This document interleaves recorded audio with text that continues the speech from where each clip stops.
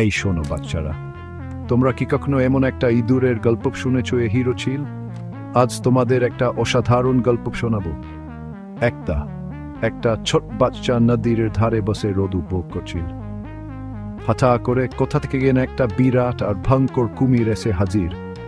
কুমিরটা ওর বিশাল মুখটা খুলে বাচ্চাটার দিকে তেড়ে আসলো। কিন্তু 1 মিনিট, এখন মনে হচ্ছিল সব শেষ, তখনই একটা সাহসী ছোট ইঁদুর চলে আসলো। আর কি জানো, ইঁদুরটার হাতে ছিল একটা ছোট্ট তরোয়াল। কোন ভয় না পেয়ে ইঁদুরটা সোজা কুমিরটার দিকে ছুটে গেল। ও ঝাঁপিয়ে পারলো আর তরোয়ালটা এদিক ওদিক ঘোরাতে লাগলো। কুমিরটা একেবারে ইঁদুরটা খুব সাহসের সাথে লড়াই করে কুমিরটাকে তাড়িয়ে দিল আর ঠিক সময়ে বাচ্চাটাকে বাঁচিয়ে ফেলল। বাচ্চাটা অনেক খুশি হলো আর সাহসী ছোট্ট ইঁদুরটাকে জড়িয়ে ধরল। সেদিন থেকে ওরা খুব ভালো বন্ধু হয়ে গেল আর গ্রামের সবাই ইঁদুরের সাহসের কথা জেনে গেল।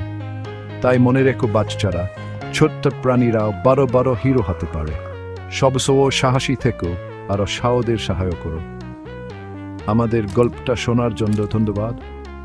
আরও অসাধারণ গল্প শোনার জন্য লাইক আর সাবস্ক্রাইব করতে ভুলো না। আবার দেখা হবে পরের বার।